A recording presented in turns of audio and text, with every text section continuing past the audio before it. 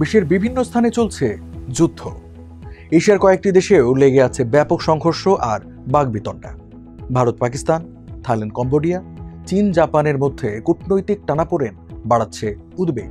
তবে এত কিছুর মধ্যেও যেন আলাদা ভিয়েতনাম। চুপিসারে কৌশলগতভাবে দেশটি নিজেদের এগিয়ে নিচ্ছে বলে উঠে এসেছে ফরেন পলিসির বিশ্লেষণে।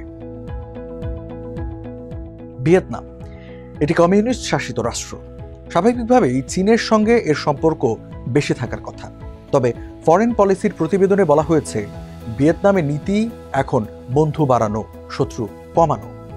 এই নীতি যুক্তরাষ্ট্র ও চীন দুই পক্ষের সঙ্গেই দেশটিকে সমান্তরালে সম্পর্ক বজায় রাখতে সাহায্য করছে।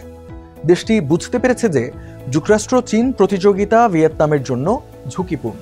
তাই দেশটি একদিকে চীনের সঙ্গে সামরিক মহড়া চালাচ্ছে, অন্যদিকে মার্কিন প্রতিরক্ষা সহযোগিতা বাড়াচ্ছে। সেই সঙ্গে বিভিন্ন দেশের সঙ্গে বহুপাক্ষিক সম্পর্ক করে এগিয়ে নিচ্ছে নিজেদের দেশকে। 2024 সালের নভেম্বরে আলজেরিয়া, কুয়েত ও দক্ষিণ আফ্রিকা সফর করে সম্পর্ক জোরদার করেছেন ভিয়েতনামের প্রধানমন্ত্রী ফাম মিন চিন। এর মাধ্যমে সূচিত হয়েছে বহুমুখী কূটনৈতিক কৌশলের নতুন অধ্যায়। আগামী মাসে হবে ভিয়েতনামের কমিউনিস্ট পার্টির সম্মেলন। এই সম্মেলনে তুলে ধরা হবে পরবর্তী 5 বছরের পররাষ্ট্রনীতির রূপরেখা। সম্প্রতি আফ্রিকা ও মধ্যপ্রাচ্যের দেশগুলোর সঙ্গে প্রথমবারের মতো কৌশলগত সম্পর্ক উন্নত করেছে ভিয়েতনাম। একই সঙ্গে ব্রিক্সের অংশীদার হয়ে খুঁজছে বিকল্প অর্থনৈতিক পথ।